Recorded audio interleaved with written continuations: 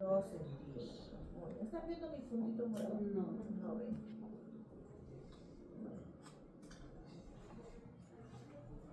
Ahora, ¿sí?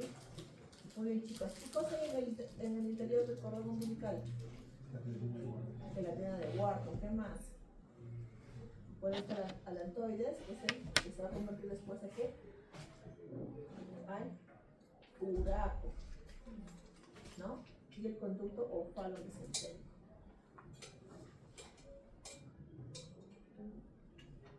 Miren, acá hay un bebé con su cordón umbilical, le pone su tampaje, más o menos como dijo uno de sus compañeros, 3 centímetros de la base, y que debe ser caída cuando de 10 a 20, ¿no?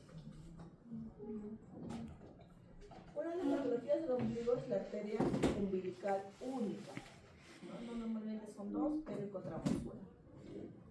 Generalmente es asintomática, no produce ninguna molestia, pero en algunos casos aislados puede estar relacionado a patologías cardíacas, gastrointestinales y del sistema nervioso central, ¿no? Entonces, para ello pedimos musicografía cerebral, abdominal, ecocardio, cariograma, ¿no? Para descartar que haya una malformación acompañante, ¿ya?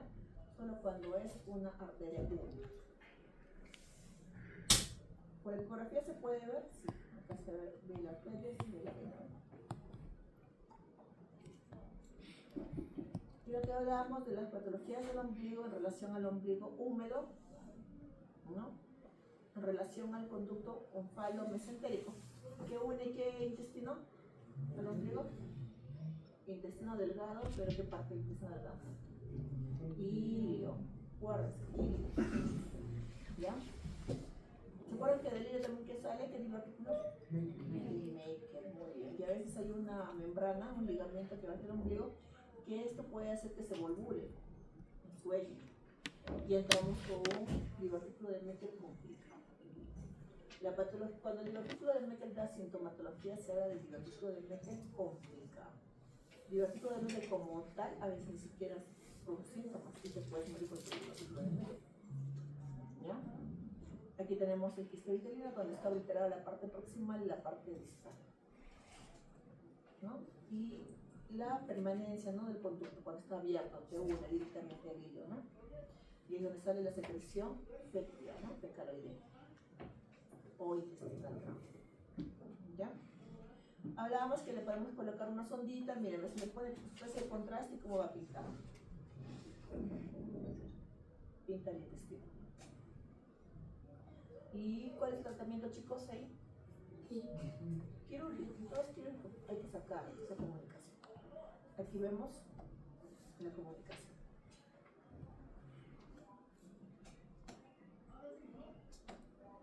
Muy bien. En algunos casos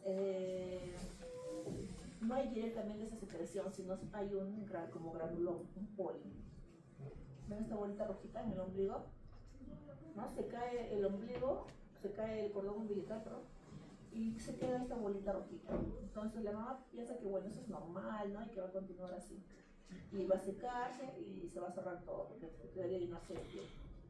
Pero no pasa, sigue, permanece esa bolita roja. ¿Qué te dice el pediatra cuando le llevas a su consultorio? Que es un granuloma. ¿Y cuál es el tratamiento para el granuloma? Nitrato de plata. Pero tú le echas el nitrato de plata y no mejora. Entonces, ¿ya qué piensas? En un pólipo umbilical. Y cuando hay un pólipo umbilical es que hay algún tipo de secreción. ¿Ya? Este tejido, este pólipo va a ser un tejido ectópico, que podría ser mucosa gástrica. Tratamiento quirúrgico también, y debemos llevar a biopsia para saber qué tipo de tejido es. Y hablando del uraco, chicos, imagínense que esta es la vejiga y esto, ¿qué cosa es? Un ombliguito, ¿no? Entonces, cuando está obliterado no pasa nada. Hay un ligamento medio, ¿no? En la pared abdominal, la pared abdominal, no pasa nada. Pero cuando ya hay un globo de agua, ¿hablamos de qué? De un quiste uracal. Si hay una comunicación con la vejiga, hablamos de un buraco persistente. Si vemos que la parte distal está alterada, pero la parte que va al ombligo está abierta, hablamos de un seno uracal. ¿Ya? Y cuando vemos que en el ápice de la vejiga hay como una prominencia, es un divertículo uracal. ¿Está bien? ¿Está ahí? ¿Están entendiendo, chicos? Muy bien. Entonces lo mismo hacemos, ¿no? Le colocamos una sondita, le pasamos contraste y se va a pintar toda la vejiga, ¿no? Esa es una forma fácil de hacerlo. Otra es la cistografía, que también se coloca el contraste y que eso ya lo hacen los radiólogos, ¿no? Si solamente sale orina, no habría problema, pero cuando se contamina esa orina, es donde el niñito, que es bebé, va a entrar rápidamente al sepsis. Es peligroso. Miren, acá encontramos un quiste de uraco. Esto ha sido una ecografía de una bebé de 5 mesecitos que ha sido un hallazgo. No producía síntomas, pero cuando le hacen la ecografía ven el quiste. ¿Ya? El tratamiento también es quirúrgico, no hay que evitar que se pegue. Muy bien, chicos. Otra patología, pero ya infecciosa en este caso, es la oncalitis. Esto es porque no hemos cuidado muy bien ese cordón. Se va a infectar, sobre todo en los bebés prematuros, en los pequeñitos, para la gestacional, en bebés que la mamá ha tenido poliomielitis, ¿no? O alguna contaminación que nosotros como vectores, como, ¿no?, el que ha recibido el bebé le ha contaminado. Miren cómo se vuelve alrededor del ombliguito eritematoso, con secreción hasta purulenta. Acá también es hay que tener mucho cuidado, es preferible estos bebitos hospitalizarlos para tratamiento antibiótico endovenoso. ¿Qué se va a utilizar? Bueno, la literatura te dice penicilina. Actualmente no utilizamos penicilina, utilizamos methotrexato, cefalopina de tercera generación, o metronidazol. Y si es que esto no ayuda, porque tenemos que ver la impregnación del antibiótico durante las primeras 24 horas. Si no ayuda, pasamos a banco, mero y hasta el clínico. O continuamos con una metronidazol. ¿Ya? Que es peligrosísimo para oncalitis. Y esto sí, creo que lo han visto todos, ¿no? En el consultorio externalista, que los bebés tienen como una protrusión en su ombligo. Entonces le ponen al dedito y van a sentir el anillo umbilical. ¿Has tocado ver como hernia umbilical? Los que van al consultorio externo introduzcan su dedo y van a sentir el anillo del ombligo. Ese anillo, ¿por qué es importante? Porque si ustedes saben el diámetro, van a saber si es que ese anillo se va a cerrar o no. Ya, esa es la importancia.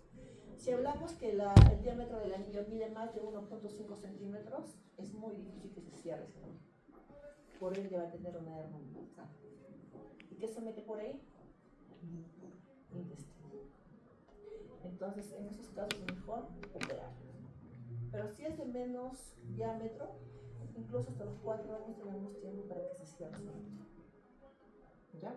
Esa es la importancia de saber el diámetro del anillo umbilical. Ahora, se debería colocar fajas, se debería colocar monedas, se debería colocar gas ahí para que se meta el ombligo. No está indicado, pero ¿por qué? Porque el hecho que esté estirado la piel, el abdomen, la piel y los músculos, no permite que cierre bien ese niño. Está en constante tensión. Bueno, por eso que no deberían usarse faja ni otros aditivos. Simplemente dejarlo libre y salir con controles periódicos para ver que no haya una hernia encarcerada. Muy bien, chicos. Y ahora hablamos de un defecto de la pared abdominal, que es la gastrosquisis. ¿Ustedes se acuerdan de embriología? ¿Sí? ¿Qué pasa con el intestino? ¿Ah? Hay una herniación fisiológica, ¿no es así? ¿A qué edad? 6 semanas. A la sexta semana gestacional. Muy bien. Este intestino sale de la cavidad amniótica y ¿qué cosa va a rotar? 90 grados centígrados. 270 grados. Antihorario, ¿no es así? ¿Y de ahí qué va a pasar? Va a regresar al abdomen y se va a cerrar, ¿no es así?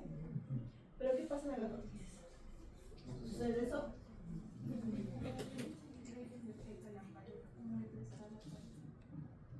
Claro, hay un efecto de la pared no se cierra, ¿no? Se cree que hay un isquemia a nivel de quiénes. Ya, la derecha, ¿no? Más frecuente la derecha. ¿Podría haber a la izquierda? Sí, pero es extremadamente raro. Menos de 1%. ¿Ya? Entonces, generalmente el defecto es a la derecha del cordón umbilical. Muy bien. Por ende, ¿se puede diagnosticar en la época prenatal? Claro, ¿con qué? Con ecografía. ¿En qué trimestre de la gestación? Tercer trimestre. 12ª semana. ¿Ah? 12ª semana. En el segundo trimestre. Si lo pedimos en el primer trimestre y encontramos que el intestino está afuera, ¿sería normal o sería patológico? Normal. Entonces, ¿cuándo pedimos? En el segundo trimestre de gestación. Muy bien, chicos. ¿Qué van a encontrar en la ecografía?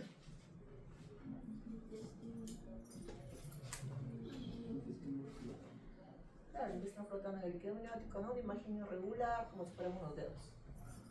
¿Es así? Muy bien. ¿Qué más?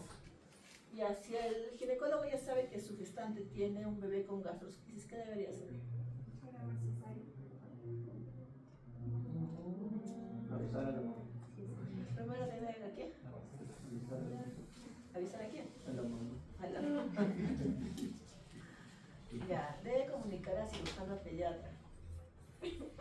Ya, como equipo multidisciplinario deben programar a ese bebé. Ahora, esa gestante, o sea, ese bebé, ¿cuándo debería nacer? ¿Y dónde debería nacer?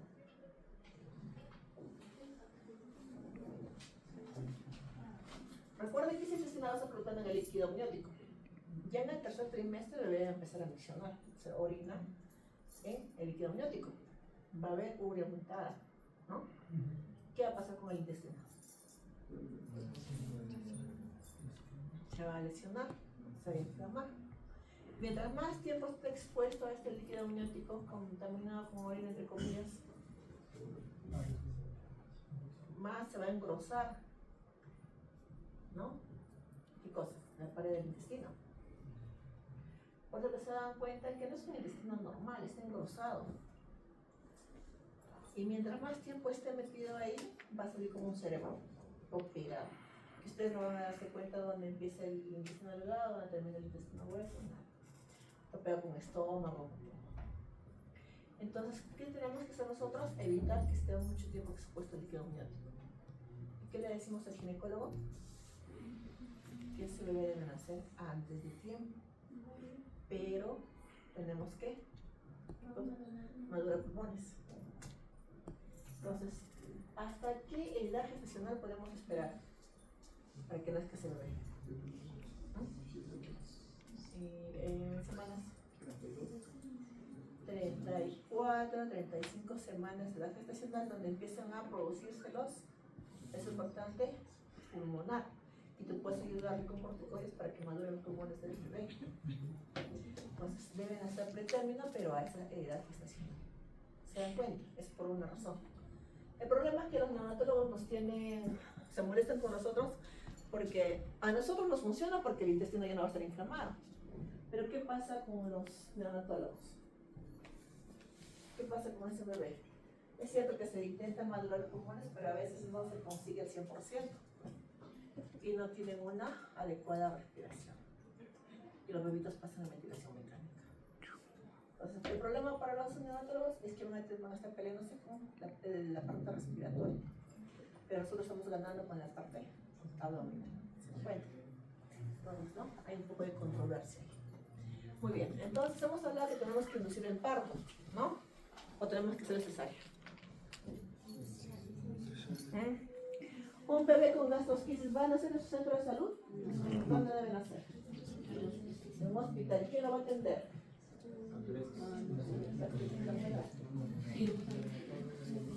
¿Quién recibe el bebé? ¿Quién atiende el bebé?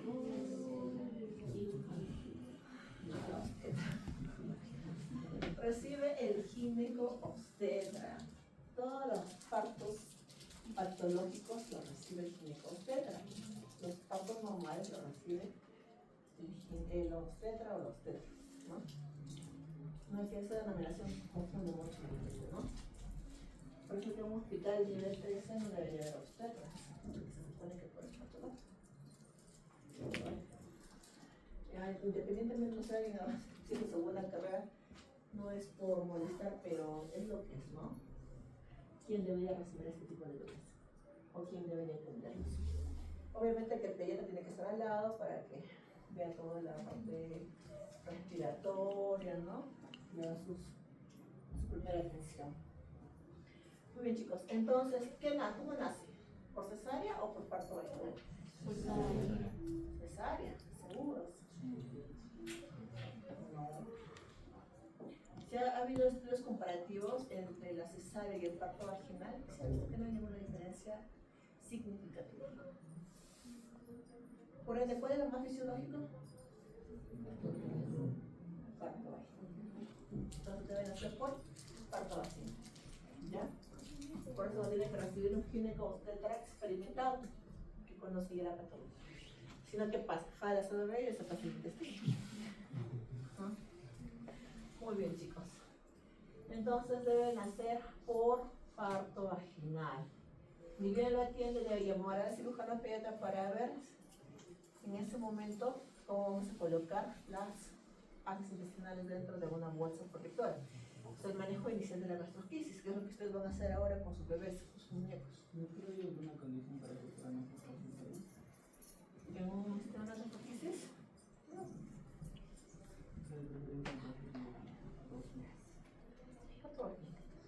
Ahora, si el ginecobstetra es muy temeroso, ¿no? Porque hay muchos que son así, puede ser cesárea. O sea, no hay indicación que necesariamente sea cesárea. Ya es decisión, ¿no?, de cada médico cómo debe ser, pero los estudios te dicen que debería ser por parto vaginal. ¿Ya? Muy bien, entonces ya nosotros apoyamos al pediatra y colocamos esas heces intestinales dentro de una bolsa estéril para protegerlo hasta que hagamos los estudios correspondientes y lo programemos a sala de operación para su tratamiento. ¿Ya?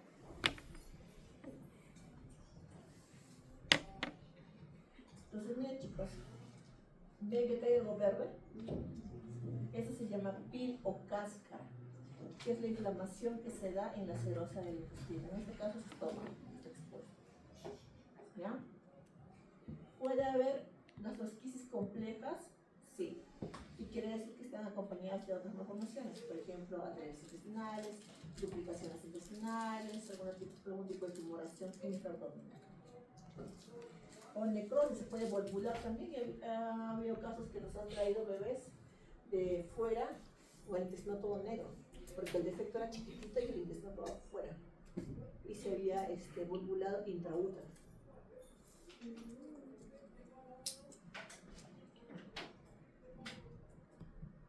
Aquí está relacionado la gastrosquisis a primigestas, embarazos no planificados, las mamás relativamente jóvenes, cambios de pareja, tengan mucho cuidado con sus parejas,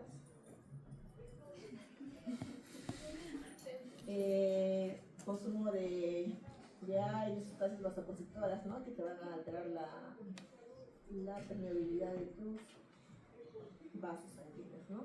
Tabaco, alcohol, otras drogas.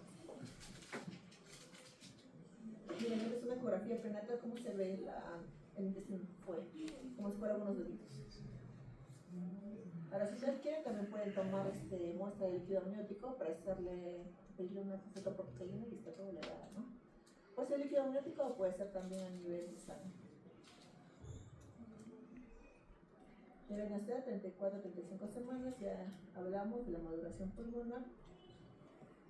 Y el tratamiento, si es que todo el intestino puede entrar en primera intención al abdomen y cerrarlo sin que aumente la presión intraabdominal, se llama cierre primario, que es lo que están viendo arriba.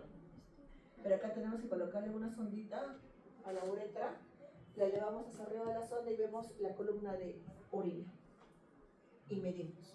Si es más de 15 centímetros de agua, o sea, de orina, hay mucho riesgo de que haya aumento de la presión intraabdominal, que se pueda necrosar.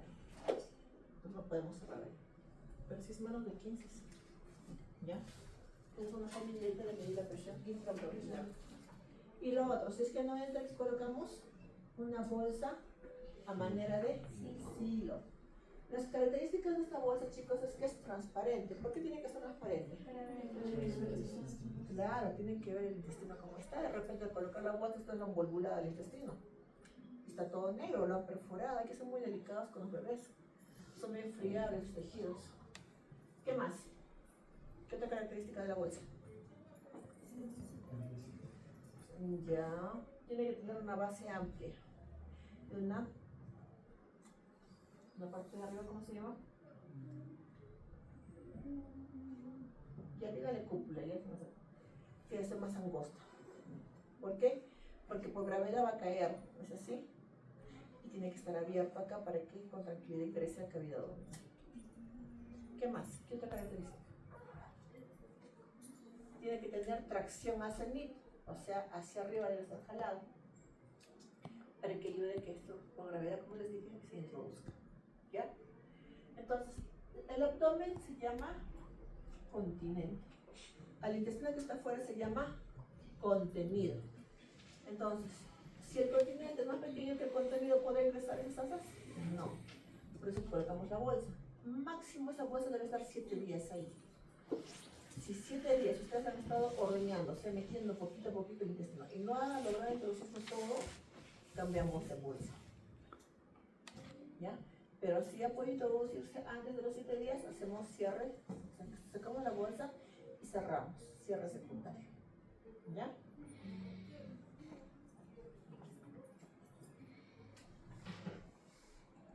Muy bien, características que ustedes ya lo van a leer. Es más frecuente siempre la gastrosquisis en relación a los falos de 3 a 1. Recuerden, madres primigestas, madres jóvenes que han utilizado algún vasoconstrictor, ¿no? Como drogas, metanfetamina, AIDS. Y el onfalocele, chicos, ¿qué es el onfalocele?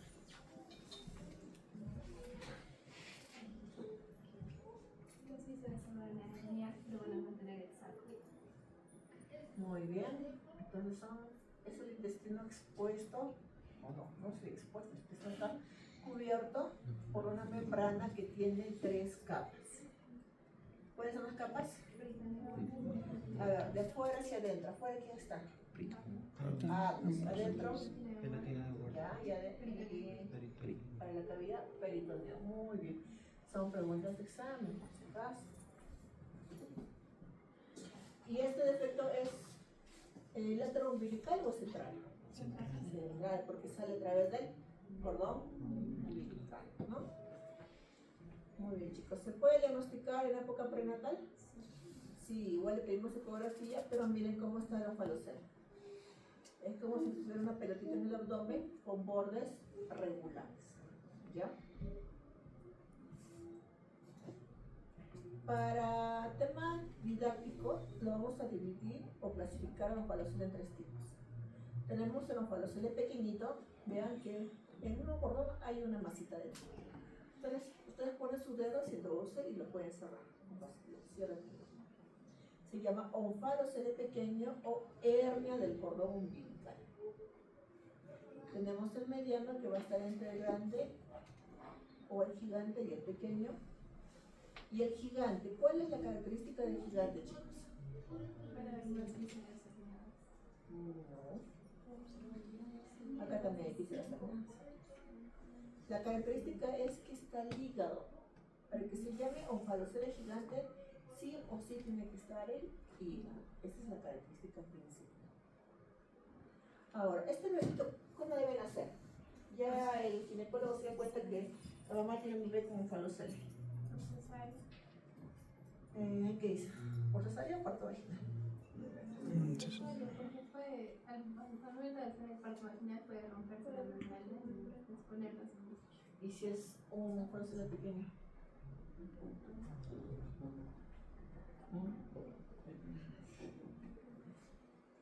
Depende de qué tipo es, qué tamaño tiene. Si es gigante, sí o sí tiene que ser cesárea, porque ahí sí se puede romper la membrana a pasar el canal del parto, ¿no? Pero si es mediano o si es pequeñito, pueden hacer por parto vaginal. Pero eso ya lo tiene que determinar el ginecólogo. ¿Y cuándo deben hacer, chicos? ¿A qué edad gestacional?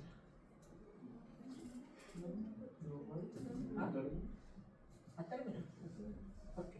Porque la capa cubre todo el desecho de Claro, no va a haber peligro de contacto del intestino al líquido amniótico porque está cubierto. Por ende no se va a inflamar, no se va a alterar el intestino. Pero sí que va a pasar. La gastrosquisis y los faloceles ¿están mal rotados o están bien rotados? Están mal rotados. Por ende su apéndice puede estar por acá, no sabemos. ¿No? ¿Ya? Eso es importante. Características, ya saben, chicos, que es menos frecuente que la gastrosquisis, pero acá hay en pronóstico de vida. ¿Quién tiene el mejor pronóstico? ¿La gastrosquisis o la falocel? Depende. Si el onfalocel le viene acompañado de otras malformaciones congénitas, que es lo más frecuente, su pronóstico es malo. Pero si no tiene otras malformaciones, el pronóstico es bueno en relación a la gastrosquisis. ¿Ya?